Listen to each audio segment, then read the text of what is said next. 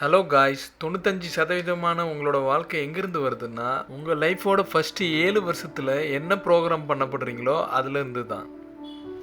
அதனால தான் ஏழைங்க ஏழை ஆகிட்டே போகிறாங்க, பணக்காரங்க ஆகிக்கிட்டே போகிறாங்க. Narrative now, focus on progress.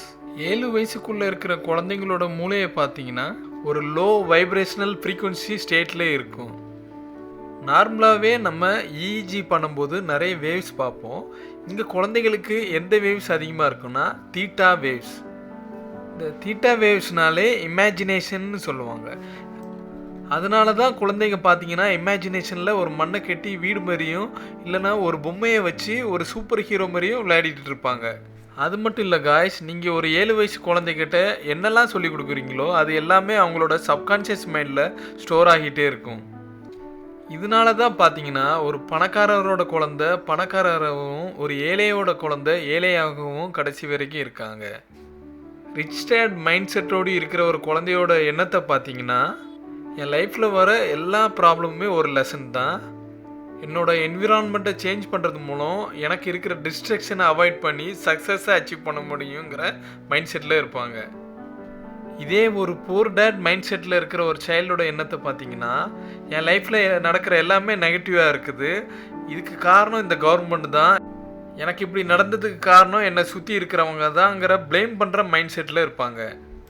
ஒரு நாளில் நீங்கள் உங்கள் கான்ஷியஸ் மைண்டில் பண்ணுற விஷயங்கள் பார்த்தீங்கன்னா 5% தான் இருக்கும். ஆனால் உங்கள் சப்கான்ஷியஸ் ப்ரோக்ராம் மைண்ட் பண்ணுற விஷயம் பார்த்தீங்கன்னா 95% இருக்கும்.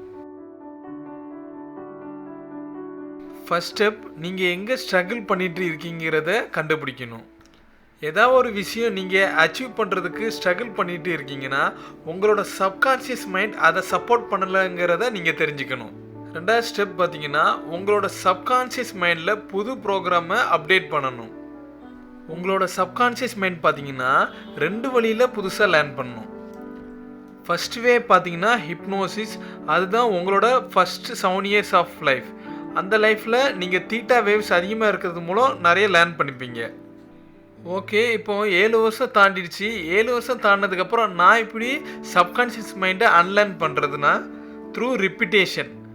ரிப்பிட்டேஷன்னா வேறு ஒன்றும் இல்லை, தினமும் நம்ம ஒரு விஷயத்தை திரும்ப திரும்ப ப்ராக்டிஸ் பண்ணுறது மூலம் நம்மளோட சப்கான்ஷியஸ் மைண்டில் அதை ஸ்டோர் பண்ண முடியும். ஃபார் எக்ஸாம்பிள், நீங்கள் கார் ஓட்ட ட்ரை பண்ணுறீங்கன்னா கார் சீட்டில் உட்காந்தோன்னே நீங்கள் ட்ரைவ் பண்ணிடவே முடியாது. தினமும் திரும்ப திரும்ப ப்ராக்டிஸ் பண்ணுறது மூலம் உங்களோட டிரைவிங் இம்ப்ரூவ் ஆகும். நல்ல ஒரு கோட்ஸ் இருக்குது guys, fake it till make it. இந்த கோட்ஸோட அர்த்தம் என்னென்னா, ஒரு விஷயத்தை நீங்கள் அச்சீவ் பண்ணணும்னு நினச்சிங்கன்னா அந்த விஷயத்தை அச்சீவ் பண்ண மாதிரி திரும்ப திரும்ப நம்ம மனசுக்குள்ளே சொல்கிறது மூலம் ஈஸியாக அச்சீவ் பண்ண முடியும்னு சொல்கிறாங்க. ஃபார் எக்ஸாம்பிள், நீங்கள் எப்போதும் ஹாப்பியாக இருக்கணும்னு நினச்சிங்கன்னா ஐம் ஹாப்பின்னு திரும்ப திரும்ப சொல்கிறது மூலம் உங்கள் சப்கான்ஷியஸ் மைண்டில் அது ஸ்டோர் ஆகி ஒரு ஆட்டோமேட்டிக் ப்ராசஸாக மாறுறதுனால நீங்கள் ஹாப்பியாக இருக்கிறது ஒரு சுலபமான விஷயமா இருக்கும்.